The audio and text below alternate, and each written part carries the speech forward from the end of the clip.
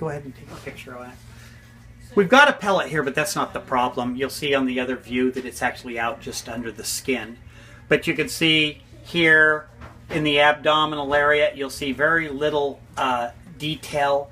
This is kidney here, and here's a kidney. Bladder is here, and we don't see any intestines here.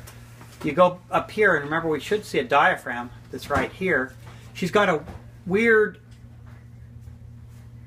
rib cage, which this could potentially be genetic, but it probably is traumatic with a little guy like this. That we've got a torn diaphragm. We have definitely a diaphragmatic hernia. I don't know if it's torn or if it's congenital, but I know it's a little bit more than I can handle.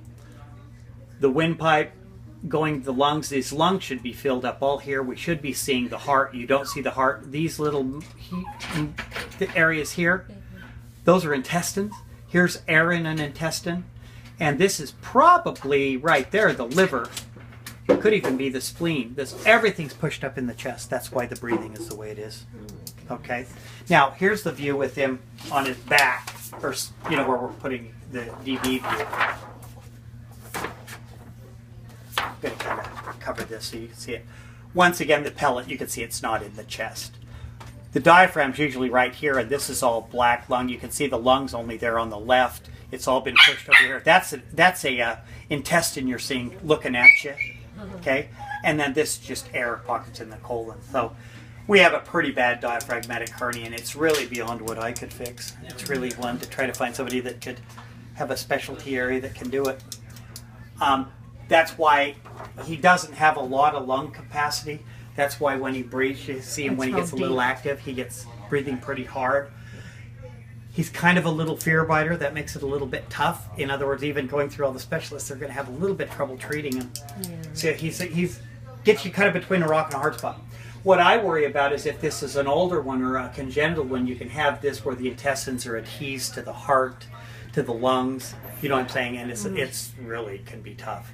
That's why you really need really good electric cautery, and you know, you really need a respirator that you can control by foot pedal. I don't have that, meaning it'll bag them, you know, the ones that up and down.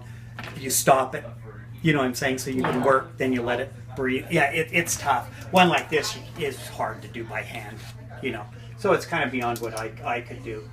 And then the one wild card, like I said, with him is that he's kind of a little bit snappy, and it's a tough one to do. If you go in, he's kind of a fear biter. Yeah. Is he painful though? Pardon? Is he painful? Like, no. No, he's no. Okay. What that is fear.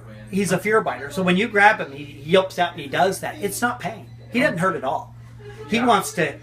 That's his method of screaming or run away, and he will try to bite you too when he's like that. So he's doing that as a defensive posture. It doesn't really hurt. Okay. No, this is older than that. This isn't fresh. Okay.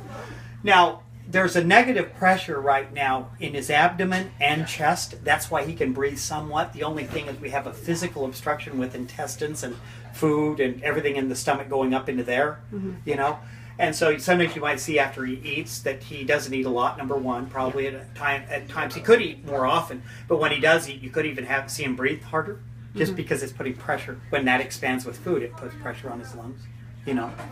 But if, for instance, it was a female and we went into spare, you know where that is. If you went in, you actually will open it to outside air and you'll hear a psst.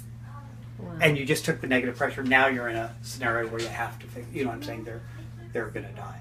So you got to try to fix it there. So that's why you can't really have any abdominal surgery in this, and then he's actually got enough negative pressure that he functions. He couldn't run very far because he would collapse because of how much he could breathe, but for the most part he does pretty well with what he does. But there's just, it's weird, you can't even make out the heart here because of all the, you know what I'm saying, intestines and that in the way. So that's the diagnosis. The repair is